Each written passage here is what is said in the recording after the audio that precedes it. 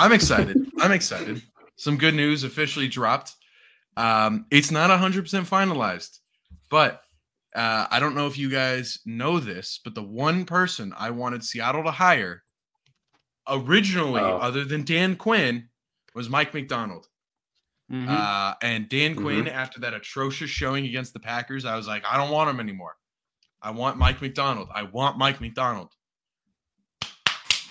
We got our man. We got our man. Yeah, it's official, bro. Good for you. 6-year deal. 6-year deal. 6 years? Damn. Yeah. That's crazy. That's actually wild. All right, so for those who don't know, Mike Macdonald is a 36-year-old defensive coordinator from Baltimore. He has been referred to as the defensive version of Sean McVay, in that he is very young, has a lot of good ideas that haven't been used yet, and he is truly what in the NFL they like to call a genius. He had his second interview today or yesterday, and John Schneider offered him a contract right off the rip. So evidently the interview was one of the best. And man, we get our guy for 6 years. So you're we go from the. Do you think you're going to change into a defensive culture again? Well, we are a defensive 2.0 culture. coming or what? I think we are defensive culture. I don't think we're the right defensive culture. And I honestly think Pete Carroll lost that locker room. That's fair. I'm pumped.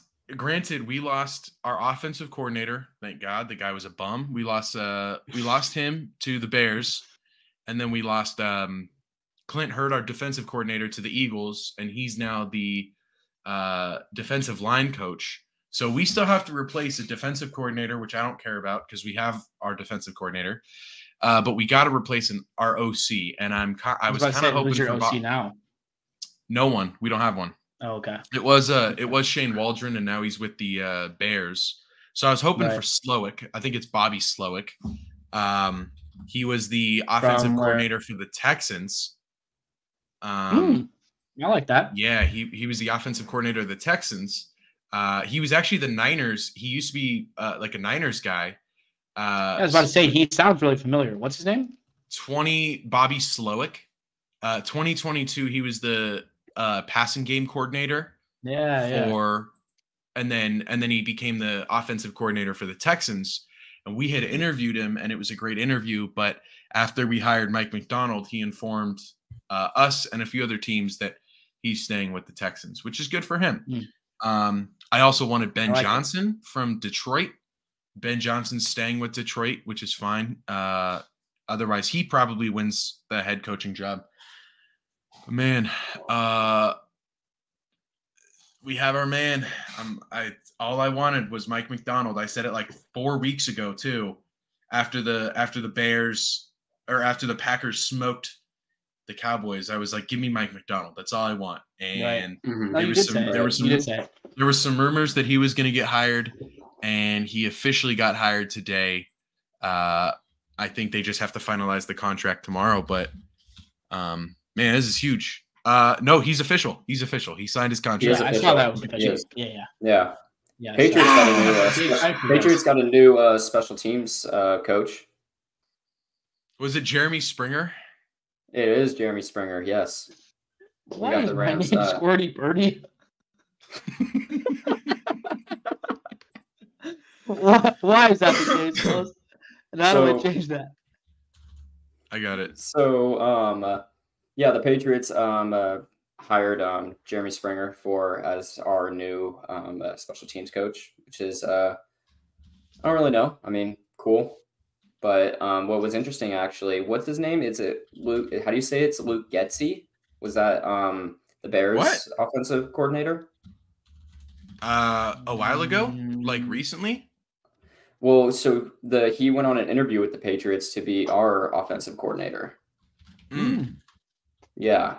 Well, he left the Bears because he did, and he had an interview with the Patriots on Tuesday, I believe. So I don't know. He had multiple interviews with the Saints and the Patriots.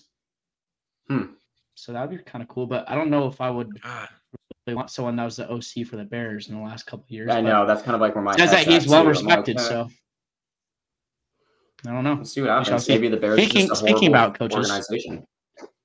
that's fair. They are. There's Yeah. no debating that. But yeah, speaking about coaches, my God, if there was a coach that's on the hot seat, I think it would be Steve Wilkes after Sunday. And we can get into that, but I mean, I don't know what got into him or Kyle Shanahan at the second half, but again, we'll talk about that later. I'm glad you guys got your guy, though, Keaton. And hopefully you guys can get someone that will actually bring some talent to the Patriots, Anthony. That would be my Gerard Mayo. I think Gerard is the guy. A Boston native looking for a good coach coming in. You know, yeah, we need this. We need to do something. I'm not saying we're going to be good next year, but man, oh man, we gotta draft better this year. Mm-hmm. I want the Patriots to pick up Harrison Jr. in the draft. I do. I would much rather have that than a quarterback, honestly. Over a quarterback? Really? What pick are they? Right now, yes. Second or third. I forget off the top of my head. One of the two. I'm looking at their They'll be there. I'm looking at their mock draft. I much rather have Harrison Jr. over a quarterback. We have no talented receivers on our team. We have nothing. We have absolutely nothing. Fair. I'd rather it be like a situation, for example, I mean, not saying that will happen, but I'm saying like if we got Harrison Jr. and then say like we just traded for a quarterback, say like Kirk Cousins, for example, or whatever, right? I'd rather have something like that happen than us draft a new quarterback, right? I'd rather it go down that way. I don't know. I mean, I don't blame you necessarily. I don't know if you guys are really set to have a veteran quarterback on your team and kind of make a rebuild that way. So, I mean, you guys have the picking Marvin, but I don't know about the third overall pick. We have the third. Okay. You guys have the third overall pick, the 34th overall pick, 68th and 103. So you have the first 4 rounds. You do have a pick. and then we have 2 picks in the 7th round, I believe. Yeah, that's like, you could find someone there, but no, you guys only have 1 7th round pick. Thought we had 2. I could have been mistaken though. Yeah, I'm looking at it right now. It looks like you guys have you guys draft a quarterback. Yeah, I think it makes the most sense. Yeah. Well, Caleb Williams is going to be available at 3. Caleb Williams is that's he's not going at 1. He's not going to go 1. No, who's Drake May's going. Drake May, but it depends on if the Bears. It depends on if the Bears go quarterback. They won't. I think the Bears are going to trade that away, but I also think that signing a veteran quarterback would not be a good match with the Patriots that's fair. The Patriots because but that's okay. You look at that team and you're like, okay, if we sign a veteran quarterback, we better sign some vets that are decent in the league. You guys don't have many veterans that, you look at and you're like, fuck, this guy could be good for a couple more years. Like you guys are young and not that talented, especially at like a wide receiver core or like a running back position. I mean, I guess you guys are pretty decent running backs. We're good at running back. I'm not worried about that. I would say that's like the only area I'm not concerned with. Right. I'd say that's probably like your strong suit and maybe tight ends too. I would say not bad either. Too.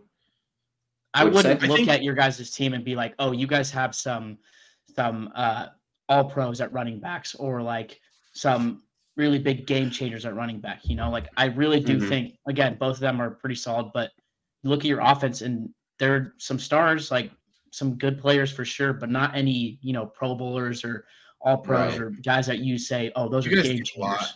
You guys aren't going to be competitive for at least 2 years. So that's and like I think Zeke, I'd say more than that. So it's big. Well, no, because it literally can be 2 drafts. That's all it takes. We saw it with the Lions. The Lions went from Lions had 2 good years, and look at where they made it. Texans, perfect example. There are a ton of teams where it's just like it only took 2 years. Packers was a good one, although that also depends on coaching because you're naming 3 teams that are coached very well right now, and it's important. how the Patriots are going to get coached, or even that culture that's going to be built with the new coach. I think Gerard Mayo is a good. I think he's the guy. But yeah, I like think it too. I think he could do something. I definitely believe in that. Yeah. Like I said, it sucks to see Belichick gone, but I think Gerard could actually do something though, which I'm totally fine with. So, but yeah, we'll see. Here, real quick. Originally I wanted us to get Penix in the draft. Mm-hmm. Really? And I wanted him to play a year behind Geno, get comfortable with the offense, get comfortable with the NFL, and then come in next year and compete for the starting job. After getting Mike Macdonald and getting rid of Shane Waldron, I fully want us to get Kool-Aid McKinstry from Bama. Dude, he's so good. He would be. What's your guys' draft pick? And that setup with 16. Who you guys have? Okay. Devin right now with who you would have. And Tariq Woolen. Witherspoon, Tariq Woolen. With McKinstry. That would be and nasty. A defensive guru. Yeah. I want all defense nasty. now. I want pass rush. I want pass rush. I want trades. I want cornerbacks. Here's the thing though. I think as a Patriots fan, you look at your team, you're like, damn, we have some talent there. But you don't have any game changers. You look at your tight ends. You have Henry and you have Gesicki still, right? Yes. Yeah, those are your two. Again, both very good tight ends. You look at your running backs. You have Stevenson and you have the bowling ball Zeke, who you don't like. But Zeke was had a good year. You look at these guys and you're not like, oh, they're not a Travis Kelce or like a Jahmyr Gibbs or anyone that's going to be considered a game changer. So I think you guys are in a position where it's no matter who you draft, it's going to help your team. No matter who. That is Mac very Jones fair. should be gone. I would say you draft a quarterback. You guys. I would say most importantly for you guys right now is probably line. Honestly, your offensive line is so bad. Our line is horrible. I think it's at a point right now where it's you need to rebuild literally everything. Even your defense. Your defense was decent and maybe build around Judon, but other than that, Judon's really your guys' only all-pro type of level player. I agree. Maybe Gesicki if he gets a good quarterback. Maybe. Damn, the draft is in Detroit this year. But it is. I don't know. Am I out to the draft in April? I think honestly, Anthony, you're in a decent position with this draft. I think the Seahawks are in a really, really odd position because I don't think you guys are in rebuild mode. And again, you guys just hired a guy that's defensive minded. I don't think we're in rebuild. I think it's retool. But I also am thinking, I'm like Keaton, okay, you look at your roster, like you said, again, you guys are very back heavy on the defense. You guys have great cornerbacks in Woolen and your rookie. And then your safeties are pretty decent.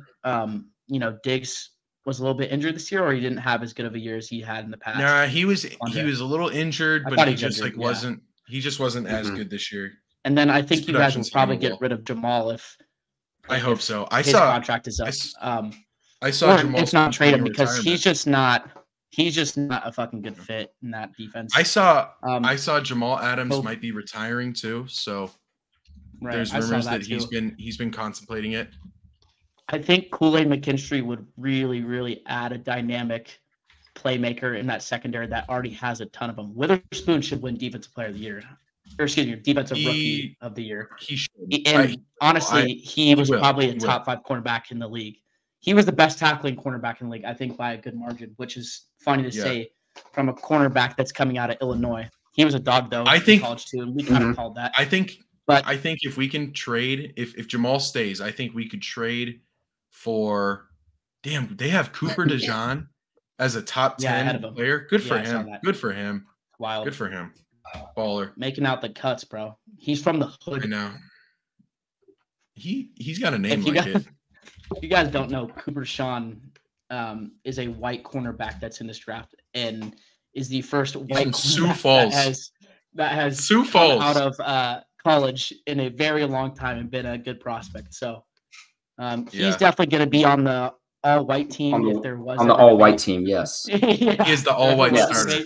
He would definitely be the starter, but we have no clue if he's going to be good. He's a freak athlete. I'll tell you that. I watched him play basketball. Dude is a freak, bro.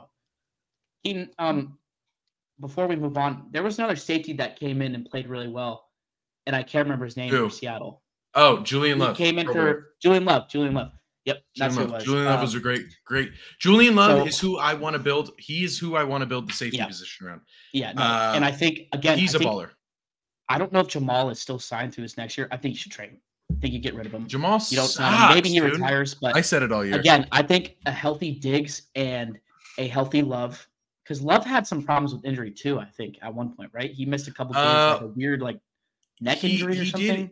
He did at the start, like kind of the start towards the middle. He had some injury issues in with the Giants. That's what prompted them to give him to us. That's what it was. But man, I mean, we saw he had in 2 games he had 4 turnovers, 3 interceptions, and a forced fumble. He's very dynamic. He's fast. I think he's a good fit. I don't know. I think, again, Macdonald actually helps that culture too, because it looked like a lot of those guys just didn't want to play. Like Tariq Woolen, you can't tell me he's that bad of a tackler.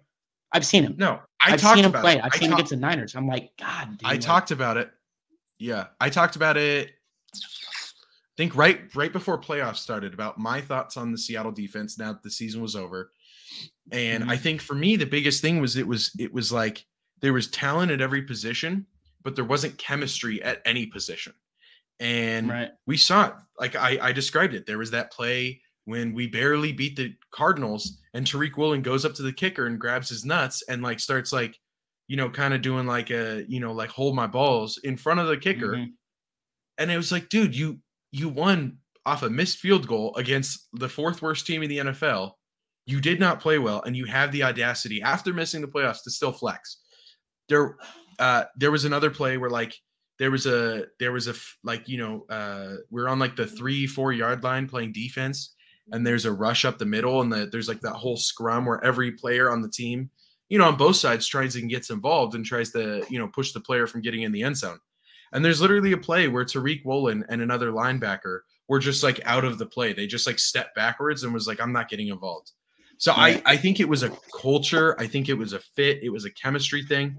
I think bringing this guy in with a new culture, obviously we saw what he did with the Ravens. Now that Ravens defense was insane. It's built different. What was telling for me was listening to Jadeveon Clowney, because Jadeveon played 2 seasons with Seattle, and I thought he was okay.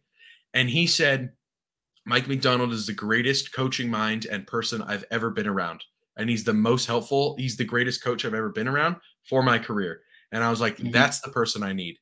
I need someone who used to play for Seattle, knows how Seattle works, still saying, hey, this guy is bar none the greatest mind I've ever been around. That's what I need. Right.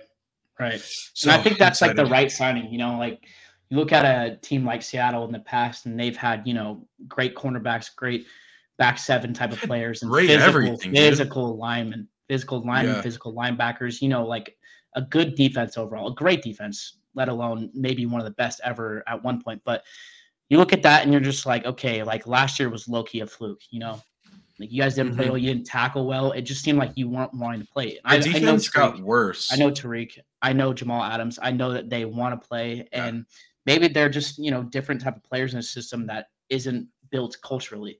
So bring in a coach like Macdonald, it really could help. And you guys draft McKinstry, and he's an instant, good player. If he's anything like Witherspoon, it's done. Like that's like one of those things where it's like it gets scary. Like that gets scary. Like you have 2 lockdown cornerbacks, dynamic safety, and then you draft already another cornerback that could. I would love maybe a few edge rushers too. So there's a lot you need to address, but I think you need a few edge rushers, maybe a star edge rusher, and I also think that you need another linebacker for sure. Yeah. So we'll see what we do. Anyway.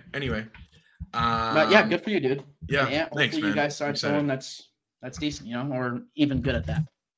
Let's just hope we actually draft good, because we've had bad experiences with that. Yeah, I'm gonna be honest, and like I said, I don't think that you can draft bad this draft. This draft has way too much talent, and you guys are in a position where it's like you need pretty much everything. Like the only thing I would say I wouldn't draft would be tight end. Like I would even draft a running back. That's dynamic if you get the chance. But tight end, you're set there. Maybe edge rusher, you're fine. Everything else you could draft. They need offense a lot. Better. Yeah, for sure. Get JJ McCarthy. He's got Patriot DNA. Yeah. Anyway, another Michigan great. Yeah, no. Another Michigan. Anyway, all right. Well, we are down to our final game of the NFL, the 2023-2024 NFL season. Over the weekend, we had our two conference championship games, and We all went. I think. I don't know. Did someone pick the Ravens? Did you pick the Ravens? Yes. Okay. So yeah, I ended up taking the Ravens. Oh wait, Zach and I went. Yes, I did. I did. Yeah. Zach and I went 2-0, and I think the games broke down exactly how. I don't know how Zach put them. Like, I don't really remember how Zach put them, but I think for me, they broke down exactly how I pictured it.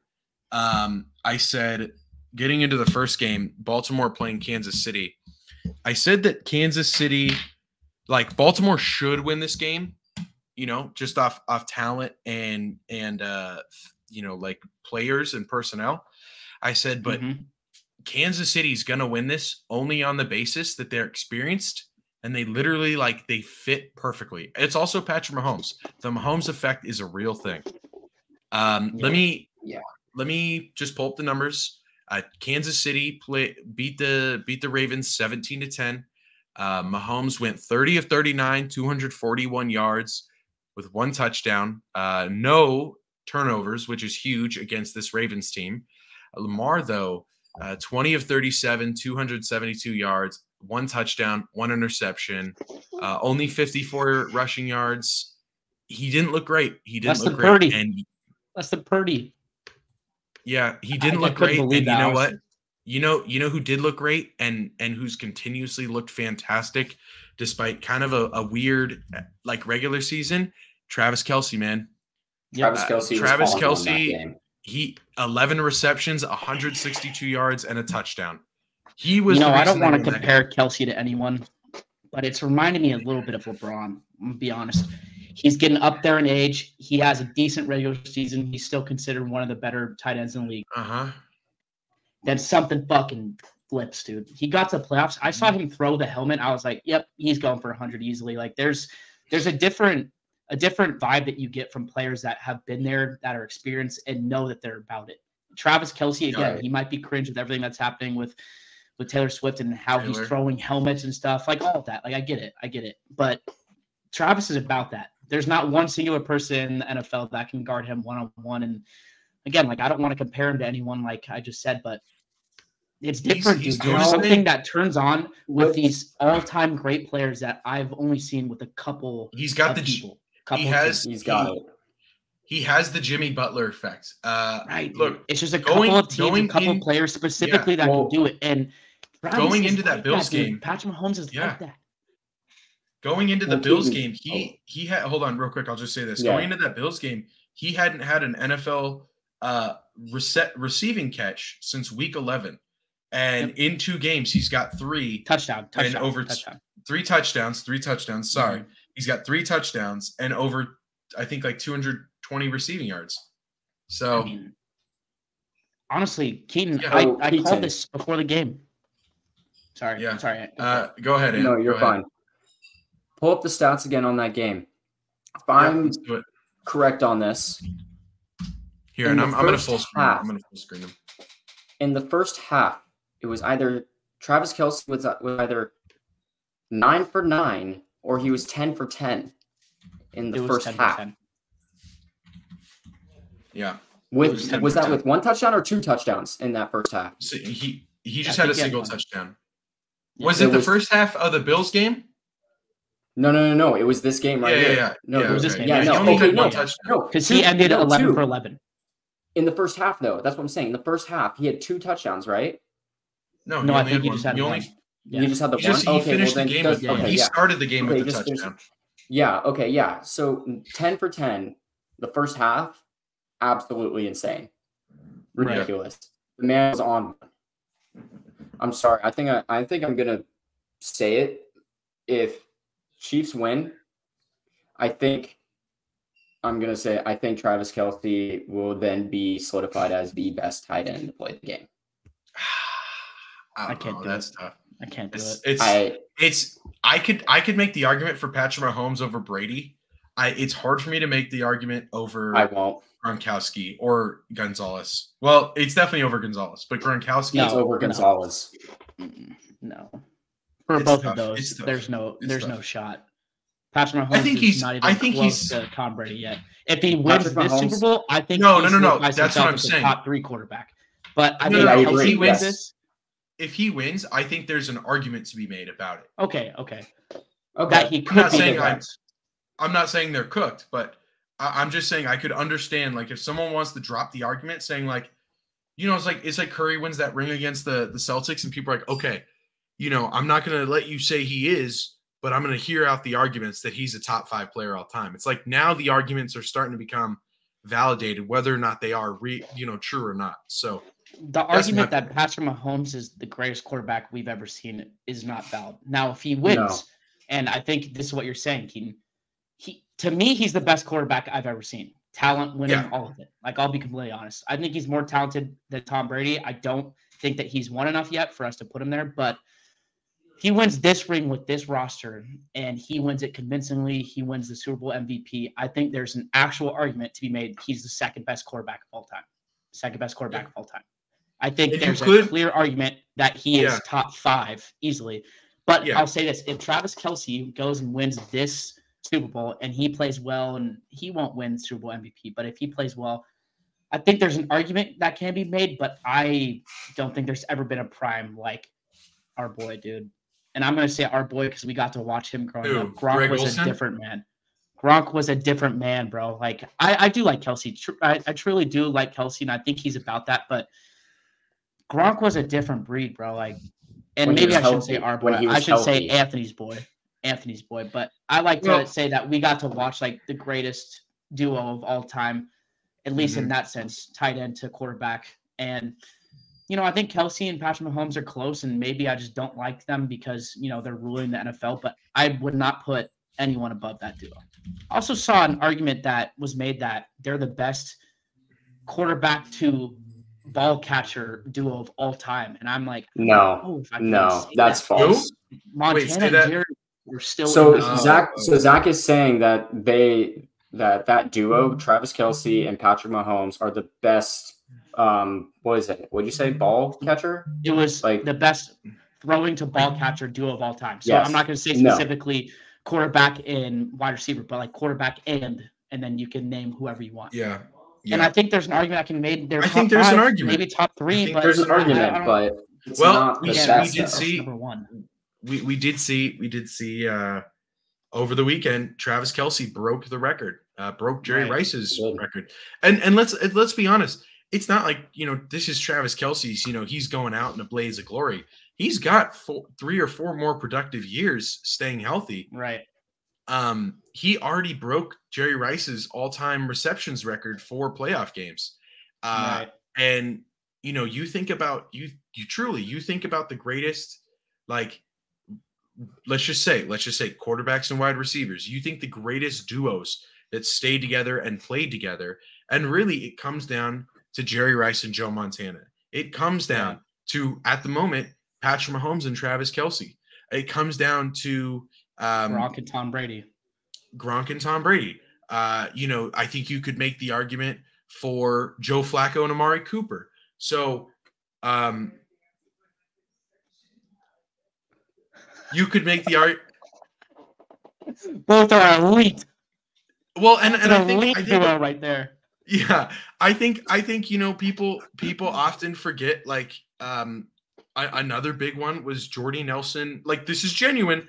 You know, Aaron Rodgers and Jordy Nelson. I forgot about that one. That's a big those are big. So there are those, you know. This one isn't the either, but it's still an iconic one. There's also the Brady with Edelman too, though. Like, I'm not saying that one's the greatest at all, but it's an iconic one. Sure. Yeah. And you get 3 rings, and you already hold the record for most receptions for a playoff career. It's hard to with the same quarterback. It's hard to look away from that, and it's hard not to argue it. You know, like It's the argument can now be an argument easily that it's top 5. I think it's an argument that it's easily top 3. Now, if you say number 1, I think there's an argument that can be made against that. But it's not like I'm going to be like, dude, you're insane. Like, you're insane for, like, I'm going to be like, okay, like, I think that's a little bit of glazing. But, you know, I think they're definitely up there, especially with the Super Bowl win. And if Kelce and Mahomes play good together, I'm going to be like, okay, like it's hard to argue that, you know? Yeah. Right. You know what I'm saying? Yeah.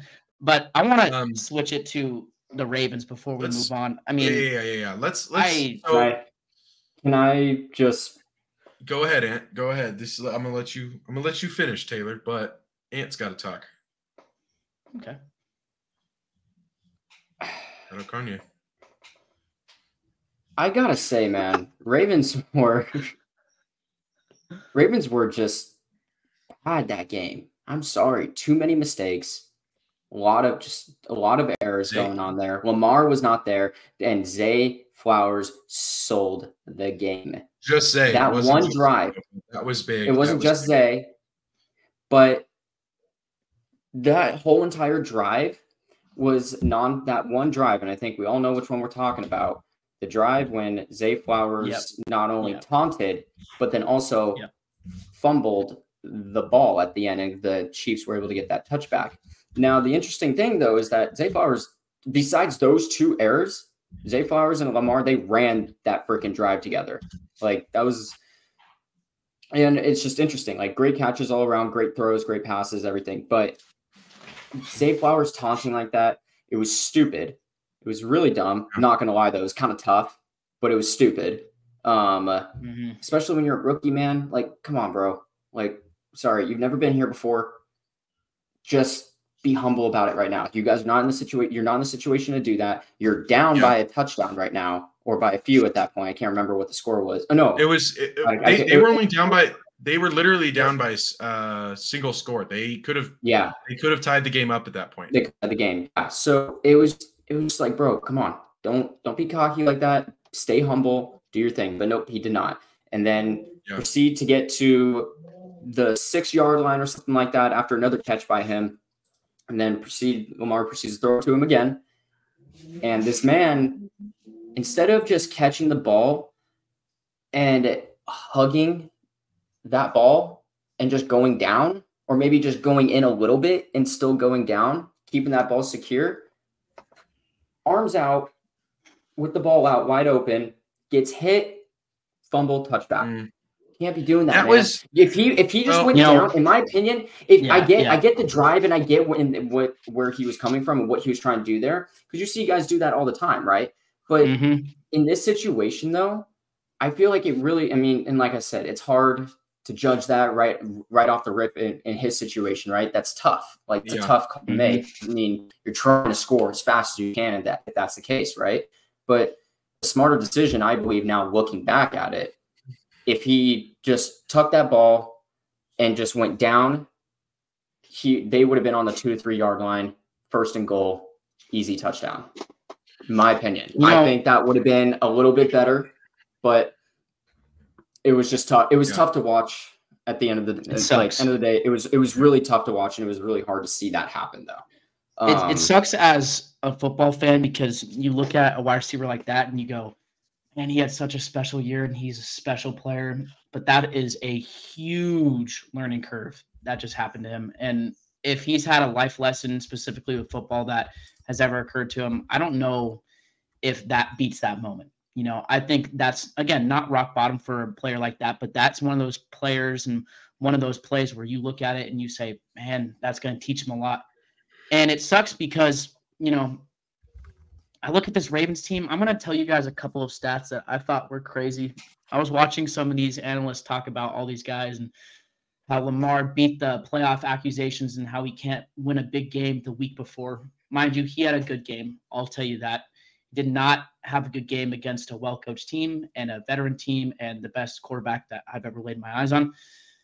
So a couple things. One, I think we hit the head, Keaton and I specifically, on the idea that we knew that they were going to lose because of the lack of veterans that have played in that situation and coaching. They got outclassed, outcoached in every aspect. And the funny thing is, these are the couple stats that I wanted to share.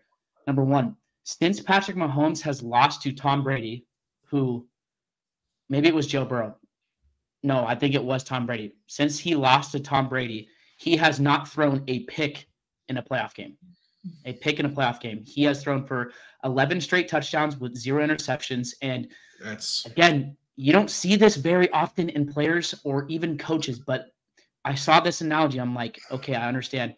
Patrick Mahomes in that second half was a Ferrari that was used like a Prius. He was a game manager as a guy that's a gunslinger, as a guy that makes plays, and we all know that. And that is good coaching right there. Andy Reid showed us, again, why he's one of the best coaches ever. And they outclassed him. They got up big. They knew their defense was going to play well against the pass in Lamar, and they trusted him. They didn't do anything to put the ball in the air where they could get a turnover or the Ravens could easily pick them off or a fumble or anything. They ran the ball. They played solid defense, and that's what I was like, man, that scares me going into a game, especially with the Niners, because the Niners, again, we've seen all playoffs. We've got outcoached in the first half. You don't get outcoached by Andy Reid and come back. So the 11-0 stat was the one that I thought was crazy. The other one that I thought was crazy, and I want to go back to Lamar, is, in every single year that Lamar has made the playoffs, his lowest scoring game and worst turnover to touchdown ratio game is in the playoffs. Every single year he's made 5 years out of, I believe, the 6 or 7 he's been in the league. And the years they probably didn't make it were because he was injured. But every single time that they've had their lowest scoring games in the whole season, it's been in the playoffs. That is a worrisome stat. And you can't say, it's going to be because of coaching and all this. But you look at it and you're like, okay, Lamar, he's a top 5 quarterback. I don't think we can debate that. But, dude, there's something about it in the playoffs that he just doesn't play like he should. And I saw this OBJ video where he was like, man, he said, what the F is going on, bro? Like, just take off. Like, when you take off like that, you change the games. Like, you change the games with your leg. Like, and he was specifically saying, like, you change the games with your legs, bro. Like, just take off if you need to. Yeah. This was in the first quarter. He's like, what the F is going on? Like, you need to take off with your legs instead of trying to throw in the pocket. And the thing that really bothered me, too, is, like, there's ever been a way to beat Mahomes, it's either been gunslinger that can go bar to bar with him like Joe Burrow, or it's a team that can run the ball down their throats. The Ravens ran the ball 6 times with their running backs, man. 36 yards in 6 attempts. They were averaging 6 yards attempt. It's like, why do you go away from that? I just think they got outclassed, man. And Keaton, that was our worry. We thought, again, the Ravens were the better team, and I think they are the better team, but they got beat. They got beat. And I think,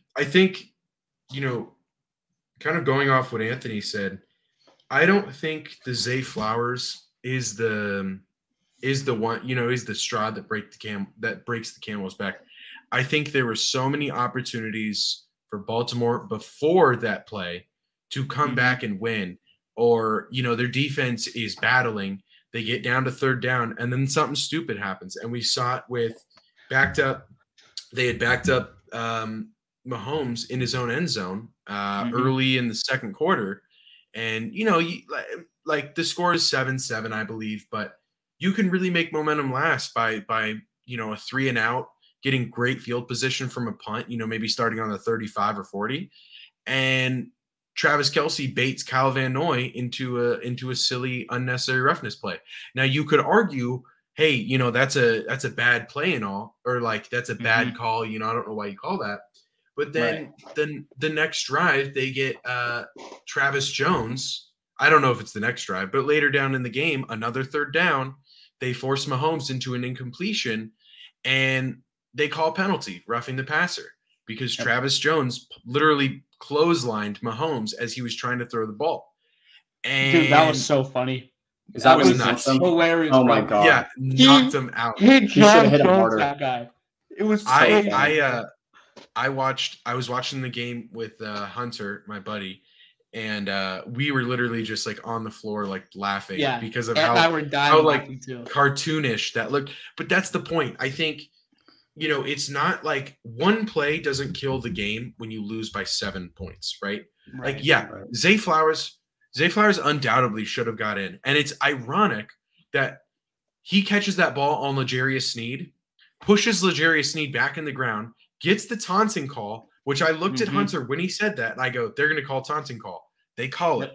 And then immediately L'Jarius Sneed comes back on the next play and forces that ball into the back of the end zone, and it's a touchback. That wasn't necessarily the play that broke it. More so, it was a group effort. It was several plays over a combined 48 minutes that just shit on everything that Baltimore is trying to do. And to top it off, Lamar had arguably his worst game of the season. I don't think it's arguably. I mean, he should have had 2 picks. The one that went straight through Bolden's hand, I was like, oh my! It was a worse throw than the one in triple coverage. Yeah, and I think that's more like important than just the Zay Flowers thing, because it's easy to single one play out and go, this is what ended the game. But when your defense is like battling all game, but they keep shooting themselves in the foot and they can't get off the field, and to cap it off, I got to shout out Mahomes, because Mahomes got trust in his guys. We saw against the Eagles in the middle of the season, he threw a wide open pass to Valdez-Scantling, and Valdez dropped it. And the rest of the season, Valdez was having a little bit of drops issues, but each game he was kind of building off the last one. And it culminated. He caught the final pass. I mean, he sealed the game on what a great play call, by the way. Yeah. I was not expecting that. Third and 10, and you let Mahomes throw a 40-yard bomb that is perfectly placed, back shoulder fade. You turn around, you catch it, and you drop to the ground, and that's game. And I think that was most important. Was John Harbaugh could not rally his guys to just play with compassion, but play smart.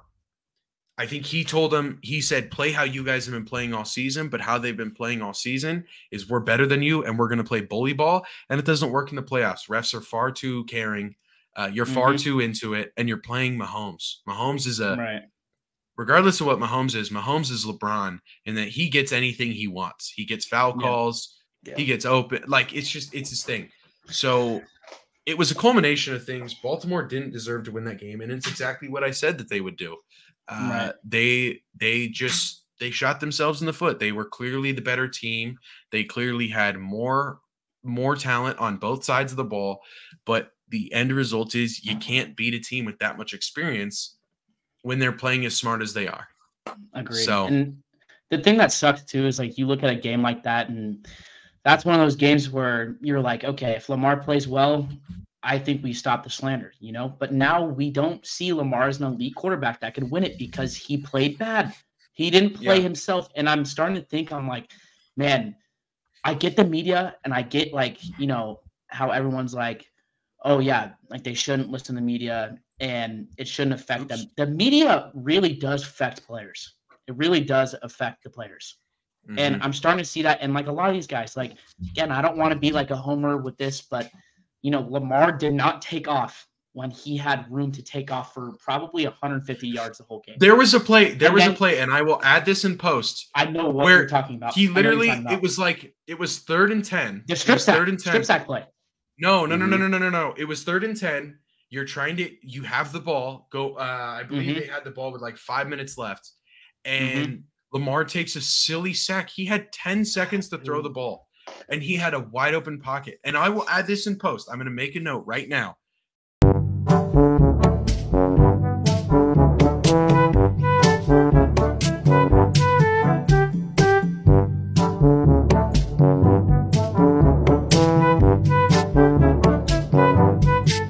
Because I want people who are watching us to see exactly what I'm talking about. It was exactly what Zach said. He just missed opportunities. Dude. It's frustrating because you look at these teams, and you and I literally said this, Keaton, they can't get outcoached. They can't fall into the trap of trying to beat Lamar, or try to beat Patrick Mahomes with Lamar playing pocket quarterback type of ball, which is exactly what they did. They threw it long multiple times, and I'm like, dude, just run the ball. Be you. And the media has been saying this. He's not a real quarterback. He can't throw in the pocket. And I really think that got to him. And it got to the Ravens. And it just probably there's pressure. It's one of those games where it's man, it sucks, but there's pressure. There's pressure for him to win, but pressure makes diamonds. So and Patrick Mahomes got possibly 3 rings coming his way. All right, well let's jump into our other championship game. This was a good one too. I'm sad for the result. Whatever, I've moved on. So it was the Niners playing the Lions in Santa Clara. Niners win 34-31. Quick little stat for you. 25 of 41, 273 yards and a touchdown for Jared Goff. David Montgomery had a good game with 93 yards and a touchdown. Sam Laporta, 9 receptions for 100 yards.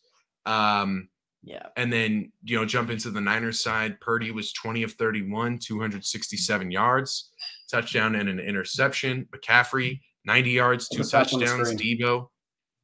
What? Oh, I'll put the stats on the screen right now. I'll put the stats on the screen right now.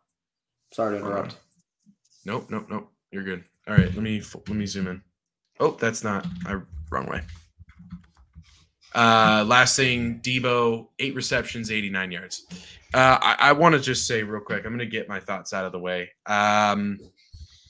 Game started out, Detroit Lions punched with that running game. They punched that Niners defense in the mouth, and I was worried about it because the Niners, realistically, the last 2 weeks have been a second half team, and they have taken the shit and they have dished it out in the second half. And it's exactly what we saw. There were a few plays where I'm like, Dan Campbell, just take the points, man. Take the points. Like, this is a playoff game. Every game is your last if you don't win it. And regardless, they go up 17 points by the second half. And it hurt as the world's biggest Niners hater, and that's like not a joke. It truly hurt because I'm texting the group chat. I'm telling Hunter, I'm like, this is a $500 million defense, and they can't stop the run game. Nick Bosa's getting tiki torched, and then he gets 2 sacks, and I'm like, fuck, the Niners might win this game. And I've been giving Brock Purdy shit all year, and I gotta say, there were a few plays where I'm like, this guy sucks ass at football. But what he did in the game, more so than throwing the ball, was he ran when it mattered. He did what Lamar couldn't do, 2 separate conferences, but he literally put the team on his back in the third and fourth quarter with his running game. His yards weren't great, 48 yards, but 5 rushes, averaging almost 10 yards a rush, and 3 of those came on 3rd and long drives. And you know what? He read the defense like it was supposed to be read, and he took off. And I truly think that was what won the game, because the Lions offense was humming, and it was humming all game. It was playing well. Dan Campbell wasn't making the best decisions. It's fine. He got outcoached. That was to be expected.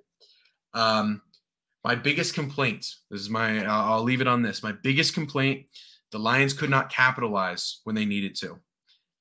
Josh Reynolds has 2 big drops, one on 4th and 3 to like an easy ball. And then the next drive, again, on 3rd and 9, Jared Goff throws him a perfect slant. It's tiny bit low, but still in the chest.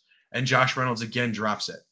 The other one, Brock Purdy throws like a 50-yard bomb to Brandon Ayuk near the end zone, overthrows his man. The defender plays it perfect, gets his hands up. It bounces right through his face, like right through his hands, bounces off his face mask, and perfectly lands in Brandon Ayuk's hands. Well, no, hold on. No. Brandon Ayuk, go for it. Listen. Brandon Ayuk made a very acrobatic play to get that ball. Yeah. But it is a very Niners way and a very Brock Purdy-esque throw for that ball to not be intercepted. There have been 3 plays. Look, and I'm just saying. Play the video. I'm going to play the clip. Hold up. But I'll let you continue, but I'll defend Brock a little bit with this one. My last thing was that there have been the 2 teams that the Niners have played have failed to capitalize on Brock's mistakes and have failed to capitalize on the Niners' defensive mistakes. And both shot themselves in the foot in the 4th quarter, and look what happened. And there was a dropped interception in this one. The Packers had 2. There was dropped balls in this one. The Packers had dropped balls, and their defense struggled. This is the same thing. 2 very winnable games against the team that's very good, and they got nervous because the Niners started to get a little bit momentum. Shout out Santa Clara, because they were rocking. They were pushing that momentum. I hate to say it, but I also think that the crowd had something to do with that. So when IU caught that ball, immediately, I was like, the game lost it. I lost it. When IU caught that ball, the game was done. Right there, I was all like, this game's over. Niners are winning this. 100% they are. I want to let Zach finish on this, but can you just get your? And I'm going to pull up this this Brandon Ayuk catch, but can you I'm going to make this quick. I'm just going to make it really, really quick. All I'm going to say is that Lions played phenomenal in the first half. Niners played better in the second half. You know, it was to be expected. That's a game that Niners should have won. I was not expecting it to be that close, though. Zach, if I remember correctly, though, and I'm going to give you a little bit of shit here just for shits and gigs, right? You know, but didn't you say that this game was going to be a blowout? I did. I absolutely did. Sorry. I'm sorry. I had to give it to you right there. I did. You did. Hey, but not too much shit. You guys still pulled up and still got the dub. Still got it. And yeah, it's fine. And you know it's what? Fine. We can't give you shit for it. You guys are at the Super Bowl. And all in all we would like to say to you guys, and seriously, congratulations. You guys have made it. You're not getting that. And this is not a Super Bowl that we wanted at all, but congratulations. And because you know we've already seen this Super Bowl, we know how it ends. I'm just kidding. We don't actually now. But seriously though, good shit. That's it though. I mean, really, there's nothing else to really say though, right? Like this was a game that everybody watched. There's like I said, Lions played great, Niners played better. Like there's nothing else to say. Dan Campbell, he needed just to get the points. If he just went for the points instead of just kept on going on those fourth downs, like Lions probably would have gotten it. But mistakes happen. The Lions team is still young and they're still new, and I think they're going to be dangerous in the future. I think they will be. I'm excited. That division is going to be stacked.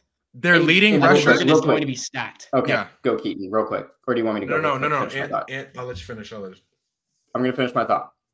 Yep. Like honestly, good for the city of Detroit for making it this far. Round of applause for that city and round of applause for that team. Dan Campbell, honestly, he did a great job. He did a great job for that team. Yep. I clicked the wrong one. So nope. Sorry. So, anyways, though, overall though, it was a good job. Oh. Anyway. No. I clicked the wrong one. Anyway, we're good. Yeah. Anyways, though, all right. honestly, listen. No, I heard it. I was trying to ignore it, but overall though, good for them. It was really awesome to see them there at least. I mean, for how long have they been really bad? For 30 a very years. long time. 30 years. Yeah. 30 plus years maybe. But you know, like I said, good for them. This is a huge accomplishment for that team and for that city, and I'm honestly excited to see what they're going to be doing later on in the future. They're going to be a fun team to watch for sure. They're young, they're talented, and overall, good stuff on them. But good shit, Zach. You guys made it. Now let's hear what you have to say. Oh wait, no, Keaton actually pulled up, and then I got one thing. I've got a video to show. Okay. First and foremost, Anthony, I respect your statement. You are weak. Weaker than I am. You will never catch me slipping and saying congratulations to this bitch ass team. But I digress. They're in the championship. So wait. What? Hold on, Keaton. Don't say that too soon, man. No. No. You can pull up the receipts. You can pull up the receipts. Yeah, I don't give a I'll shit. pull up the receipts and aggressively average. All right, here. I'm gonna play this clap. I'm gonna play this clip first. If you're Purdy and you know it, clap your hands. All right, let's go. Look at this. Deep drive unloads the ball. Okay. You dropped it. Hold on a second. Let me find this verse in AA. Aggressively average is our group chat name for anyone that's listening. I'll find it too. But Keaton, you definitely said something. Look, no. I said I went silent. Here. I'll tell you what I said. I went silent in the group chat. I didn't speak. I just said I'm over it. Here, I'll let me pull it up right now. Hold on, I'm there. I do have to say, here we go. Here, I found it. Okay, what did you say? Oh wait, I'm getting there. Okay. Same here. Got to get past all the T loose. I said, good win, boys. Got nothing to hate on. Okay. Maybe you didn't say it, but and then I said, I'm giving credit to y'all. I did not say congratulations. Okay. I'm not going that far. I'm just saying, hey, you know what? I'm just being a nice friend. I'm being a nice friend. I respect it. I respect it. I understand, but I respect it and I appreciate it. Look. I'm just not that. I couldn't do that. I'm gonna first off just start by saying thank you, fellas. I appreciate that. I appreciate that both of you guys have admitted to hating on the Niners and giving us a little bit of credit, specifically with Brock. And, I actually do appreciate that, Keaton. So thank you for that. Second of all, I want to say that if it was any other NFC team, I would have actually been like, F whoever else it was. I feel bad for Detroit. Genuinely, I feel bad for Detroit. I like Detroit. So far, though, they made it far. They exceeded expectations, and they played a team that was more experienced, and that's what happened. First of all, I just want to say that I'm just grateful to be in the Super Bowl because genuinely, that's not a game that you win 9 out of 10 more times. Like I said in the beginning, Steve Wilkes got outcoached, and I don't care if he made adjustments at the second half. He still got outcoached the whole game. It's not like we were stopping them. They were shooting themselves in the foot. And Keaton, you brought the fourth down plays. I don't even think that was like my biggest hate on their coaching style or like what made me the most upset with the Lions. The biggest mistake that I think the Lions made was running the ball on 3rd and 1 at the goal line, knowing if you don't get in right here, you have to take a timeout and onside kick it, which has been the most unreliable thing to do in sports in the last 40 years. Like, you just shot yourself in the fucking foot. You just lost the game by that. Yeah. I will say I didn't watch the fourth quarter. Yeah. Literally, I left Hunter's house. I had to go do some stuff. And I walk out of his apartment complex and I'm like, all right, I'm going to turn the game on until I get in my car. I turn the game on to that Brock Purdy throw. Yeah. Where he hucks it deep. The player misses it. Brandon catches it and I go, I'm not watching this game. And then at some point, I turn it back on.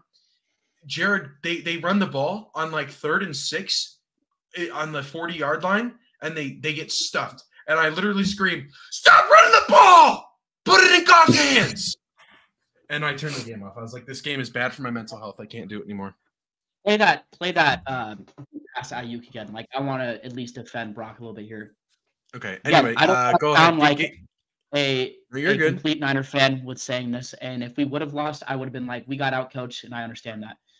This is one of those plays that if it's intercepted, it would have upset me, genuinely. And the reason is because, look at this.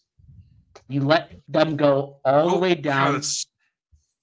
What's happening?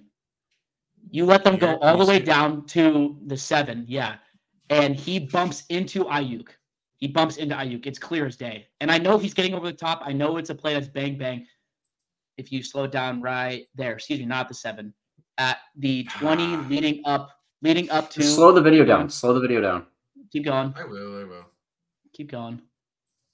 It starts at the 20 and it leads to the 10. Okay, 11. About the 11. Yeah, about the 11.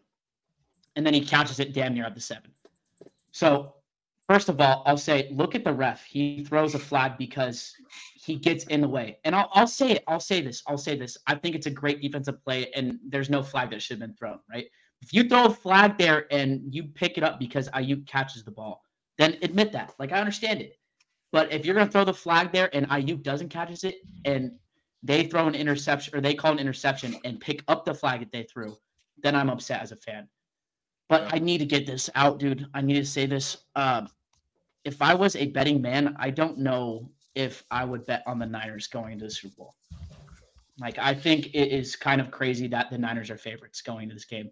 We have not played a complete game in the playoffs. We've lost to 2 teams that we should have been at least a 10-point favorite on, and if not beaten them by 7 points or more.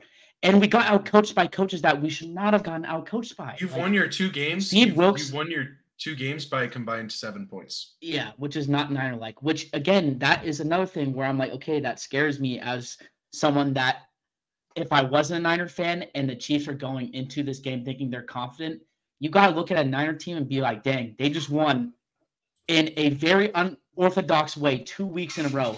And then they have the ability to blow out teams, good teams, if they play correct, if they play sound, if they play well-coached, all of this.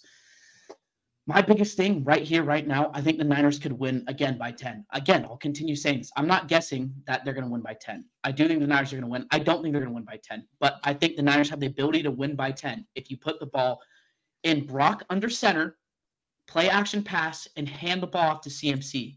That was the equation that equaled 27 unanswered points or 24 unanswered points, whatever it was, by the Niners. That is how you win this game.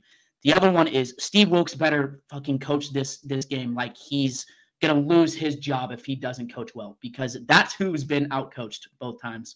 And again, I'm not going to be like the Niner fans like, oh, we're way better. Like, we got way better in the second half. That's what good teams do. No, we should have lost.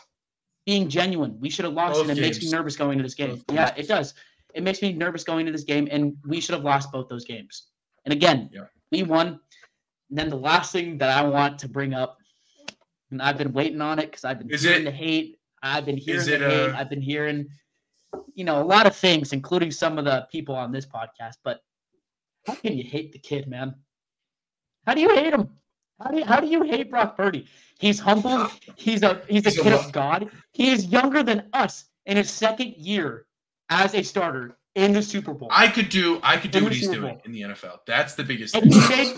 And he made plays. And it's like, okay, the intangibles aren't there. He's not throwing for 400 yards. He's not a gunslinger. He's not the fastest. He's not all that. You know what he is? He's a fucking winner. He's a winner, and that's the difference between him and Lamar. I gave him his credits for the game. Him and Allen, him and Justin Herbert, him and Stroud, all of them. He is a winner. He is a winner. No. Take CJ Stroud's name out of it. Not Stroud. I just got excited. I got excited. Thank you. If you look at this kid and you just hate him, it's because of his draft pick and that he's on a good team. No one did this. No quarterbacks I've played for the Niners in the last 5 years have done this. Jimmy G did this, handing the ball off 28 times to Raheem Mostert, who had 200 yards. You know how many yards that Brock had out of all the Niners yards? It was like 200 and whatever. It was 250. 300 combined yards out of how many? Yeah, like 70% of the offense. You can't tell me he's not a winner. He won the game, and honestly, I'm not going to compare him to the elites. I think he's elite, but this is a conversation that we should have. Elite's top 5. If you're saying elite is top 5, I'm not saying he's top 5. I'm not saying he's top 5. I just said I don't think he's elite. But you're calling a quarterback elite, right? Right? I think genuinely there's 2 elite quarterbacks in the league when healthy. Genuinely, I think there's 2 elite quarterbacks in the league, and then it's a fight for 3. But you say the exact same thing that I'm saying, right? Keaton, you say all the time, Josh Allen isn't elite because he can't win a game. Okay, Josh Allen can't. Lamar can't. Who are the 2 winners? Okay. I'm listening. I'm understanding your argument. Right. Mm-hmm. You look at Brock Purdy and you say, okay, there's no way that this kid is as talented as the top 10 quarterbacks in the league. But it's not just winning. It's not just winning. He's got intangibles that you can't. You can't coach. You can't keep a quarterback like Jimmy G. You can't have a quarterback have these certain bad qualities on a good team and win. And we saw that. That's why we didn't keep Jimmy G. He did this at Iowa State. Thank you. He did this at Iowa State. Mm-hmm. He broke records there. He wasn't expected to be good. So at some point, I truly do think Brock Purdy's a great quarterback. I do. Have I been too critical in the past on him? Yes. Do I sometimes wish that his shoulder would explode into a million pieces because, he got a new car accident? Yes, I do. Sometimes I pray for it. But I do think think he has – I can't stand him. I do think that there are things you can't teach. And what you can't teach, he has. And I think and this will lead me into my prediction, because I'm going to make my prediction right now. What terrifies me about Brock Purdy is, and what's amazing about Brock Purdy is the fact that he doesn't have more turnovers. And it terrifies me because you can tell until he gets a huge momentumous play, teams can smack all over him. Granted, maybe not nervous, but he's lethargic almost. He's lethargic. He plays kind of like, I got to get this ball out. And sometimes it's not the right read. He plays like Jimmy G. Yeah, a little bit. The two teams that he played both shot themselves in the foot. Both had turnovers that they screwed up on, or they dropped, or whatever. Now, granted, the Packers had it going their way for part of that game too. So I'll give the Niners this benefit of the doubt. I truly think the Chiefs win this only on the basis that Patrick Mahomes will not shoot himself in the foot. That team, when they get that lead, there's not many things you can do to get it from them. Or at the very least, even if you can build back some momentum and try and get towards the lead or get a share of it, it's not. Patrick Mahomes is far better a quarterback than Jordan Love, than Jared Goff. And that team is far better a team in the playoffs than the Packers and the Lions. And I think both those teams got nervous when they lost their momentum. They were like, oh shit, here comes the Niners. Here comes the 14-4, 14-3, whatever team. And they play scared and they lose that momentum, and then they make careless mistakes or things don't go their way. Packers, the Chiefs aren't going to do that. And the Chiefs have the best defense other than the Ravens that the Niners have played all year. And I truly think it comes down to that defense. And we saw what they did against Lamar. Brock's a different quarterback. Brock has better weapons. I think he's more structurally sound. I don't know, man. It's hard to bet against Mahomes. It's hard to bet against the Chiefs, even if the Niners outman him offensively and possibly defensively. And if we remember correctly from the last time these two teams played each other in the Super Bowl, Niners had the lead on the Chiefs, and Chiefs came back with 4 minutes left in the fourth quarter that game, which was I think it was like 7. I think it was like 7 minutes. I think they scored with a couple things. I think they scored with 4 minutes left, but they were like building on it for like the last 7. They're building on it. Right. They scored multiple times. They scored multiple times with that like 4 minutes left, though. Yeah. Exactly. Yeah. That's what I'm saying. Right. Like there was at least 2 touchdowns scored in a minute span. And what's your prediction? Overall, based on experience and everything, I am going to have to go with the Chiefs, and that's not me trying to hate on the Niners at all. That's genuinely me just saying, like, the Chiefs have been here multiple times recently, right? I'm not saying, like, because Niners have obviously been in the Super Bowl a lot too. We know this from past and everything, but recently, though, the Chiefs have been there a lot more than the Niners. And I think it comes down to honestly, the confidence in both teams. But I also think what Keaton said, I agree with him. Defensively, it's going to be a big game defensively for sure. No mistakes, no nothing. I don't know. It's just, it's going to be a tough game for both teams regardless. Both teams are great in their own ways. But I think overall, truly it comes down to which team has more experience, in my opinion. I think that's what it truly comes down to. I will go with the Chiefs, but I think this game is going to be insanely close, though. I'm not expecting this to be a blowout of any sort. I think this game, win by 3. Yeah, Zach has a stat he would like to share. Okay, you share the stat, I have please. A couple things. I'm not gonna lie. I can see you searching. I think this is a good conversation for another time. And I really do think we should have this conversation. Because we have another week. We have another week after football. Yeah. We have next week. I think we really should talk about elite quarterbacks, because we talk about. Can we do a tier ranking? Can we finally do a tier ranking? Yeah. My tier ranking? Yes.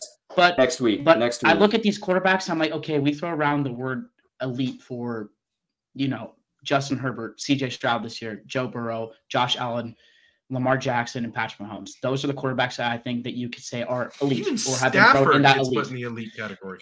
Stafford sometimes, yeah, true. But I look at this, and again, I say this, I'm like, if you put any of those guys on the Niners, I think they'd be better. Genuinely, I think so, especially because they have experience. However, after that list, there is not a guy that I would take over Brock Purdy. Because Brock I agree. wins. I Again, agree. And I'm not saying he's top 5. I think he's top 10, and I don't think he's elite. But I think he is more than a game manager and has won games because of him specifically. I agreed. I agreed with you last week that I think Brock Purdy is a top 10 quarterback. Right. Yes. So I don't think he's he not has Geno got Smith, the credit that he deserves. Yeah, he's no Bailey Zappi, but excuse me, when he does win and when he wins the Super Bowl MVP, if CMC doesn't, I think he'll silence all the haters. Again, I don't think he's a top 5 quarterback, but I think he has intangibles that wins. He reminds me of a mixture of Brady and Drew Brees. Size of Drew Brees, arm strength of Drew Brees. However, listen. Tom in his first 4 Super Bowls always started slow. Always. What were they? A second half team because he was clutch. Brock has not as much of a clutch gene as Tom, but in his small sample size as a quarterback in the NFL in the playoffs, he reminds me a little bit of Tom. A little bit of Tom with that clutchness. Okay, second of all, if I was a betting man and I didn't have Niner jersey or a Niner jersey on or any gear on, or if I had no bias toward the Niners, I would bet You're just straight up a betting fan. I would bet my money on the Chiefs. I think it makes the most sense right now to bet the money on the Chiefs. The Niners are 2-point favorites. The Chiefs have a better coach, a better quarterback, and more experience. They've won it. However, like I mentioned earlier, I think the Niners, again, can blow out, and they have blown out good teams in the past. They have the ability to blow out any team in the league. They've blown out basically 80% of the teams that they've played that are really good. So they do have that ability. And, when you look at this game, I don't think they'll blow them out. I don't think at all it'll be close to a blowout, However, I think the Niners are going to come out with this fearful type of game plan where they're going to out-physical the Chiefs and actually play good through 4 quarters.